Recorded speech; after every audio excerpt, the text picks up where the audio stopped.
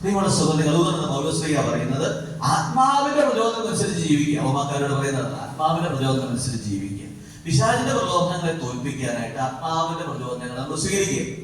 അതിന് നമുക്കെല്ലാം ആത്മാവിന്റെ പ്രചോദനങ്ങൾ കിട്ടും. നമ്മൾ ശ്രദ്ധിച്ചാൽ മതി, ദൈവം എപ്പോഴും നമ്മളോട് സംസാരിക്കുന്നു. എന്നോട് നിങ്ങളോട് ദൈവം സംസാരിക്കുന്നു.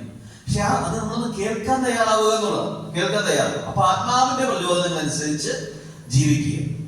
2, ചില പ്രലോഭനങ്ങൾ ദൈവം നമ്മുടെ ജീവിതത്തിൽ അനുവദിക്കുന്നത്. പ്രത്യേകിച്ച് ഇപ്പൊ നമ്മളെല്ലാം നേരിടുന്ന ഒരു വലിയ പ്രശ്നമാണ് നമ്മുടെ ജീവിതത്തിൽ ചില സഹനങ്ങളുണ്ടാകും. ഈ സഹനങ്ങളെ എങ്ങനെ നേരിടുക എന്നുള്ളത് വലിയ പ്രശ്നമാണ്.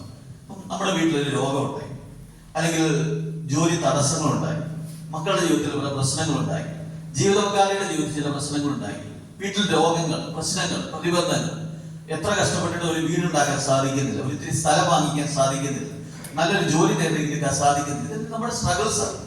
നമ്മളെല്ലാം പ്രാർത്ഥിക്കുന്നുണ്ട് ഇതൊന്നും മാറാൻ വേണ്ടി. പക്ഷെ കുറെ നാളായിട്ട് പ്രാർത്ഥിക്കുന്നു, ഒന്നും സംഭവിക്കുന്നില്ല. ചിലപ്പോഴൊക്കെ നമുക്ക് തോന്നും ഈ പ്രാർത്ഥന കൊണ്ടൊക്കെ എന്ത് അർത്ഥമാണ്?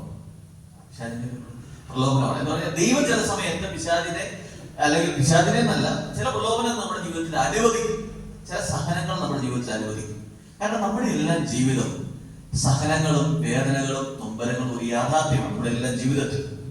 ഞാൻ മലയാളം പറയാൻ ചില തെറ്റുകളൊക്കെ പറഞ്ഞ് ക്ഷമിക്കണം. അപ്പം ഈ സഹനങ്ങൾ ചിലപ്പോൾ നമ്മുടെ ജീവിതത്തിൽ ദൈവം അനുവദിക്കും. ഈ സഹനങ്ങളും എന്നോട് നമ്മൾ കടന്നു പോകുമ്പോൾ ദൈവം നമ്മളെ ആരെയും ഒറ്റയ്ക്കാക്കും. ഈ അടുത്തിടയ്ക്ക് എന്റെ ജീവിതത്തിൽ ഉണ്ടായ ഒരു സംഭവം ഞാൻ പറയും. എന്റെ പെങ്ങള്, അവളൊരു നേഴ്സാണ്.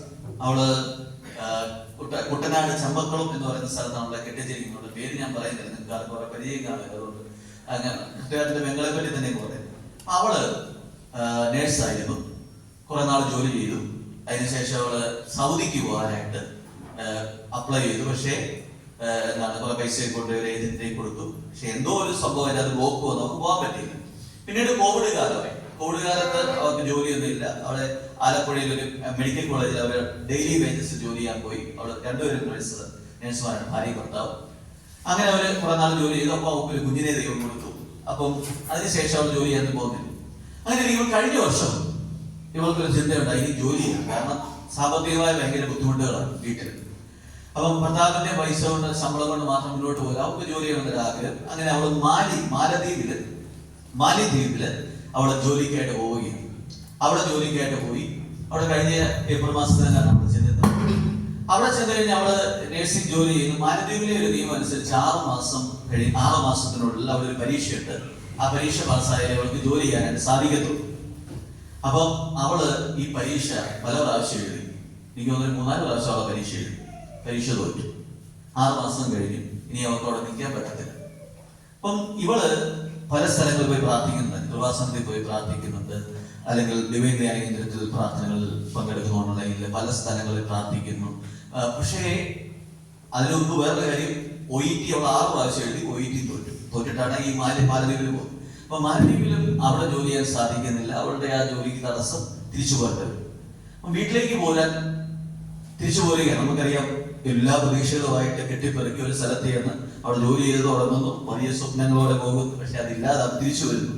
അപ്പൊ ഇവള് എന്നോട് സംസാരിക്കും, വിഷമങ്ങളൊക്കെ പറയും, ഞാൻ പ്രാർത്ഥിക്കും.